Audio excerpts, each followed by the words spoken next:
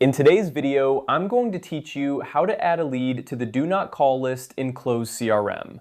This is an essential skill for any business professional who wants to manage their contact list effectively while ensuring compliance with communication preferences. Let's dive right in and make sure your leads are managed just the way you want them. First, you'll need to head over to the Close CRM platform. If you haven't already, open up your web browser and navigate to the Close CRM website.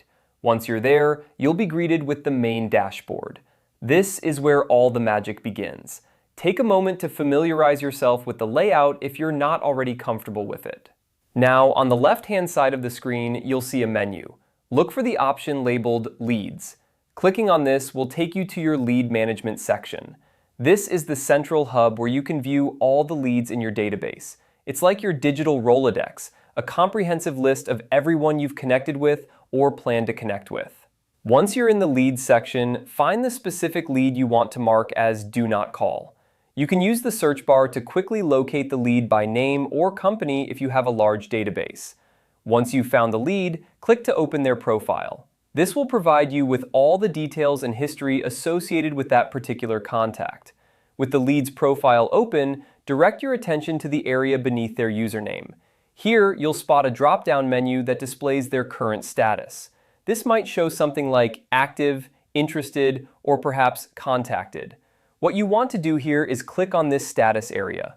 A list of options will appear, and you'll want to select Do Not Call.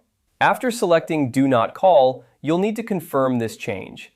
Go ahead and click on the Do Not Call option. This action will update the lead status, ensuring that they are added to the Do Not Call list. It's that simple.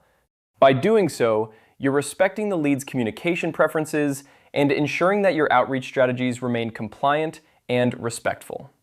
And there you have it. You've successfully added a lead to the Do Not Call list in Close CRM. This process helps you maintain a clean and organized contact list, ensuring you only reach out to those who wish to engage.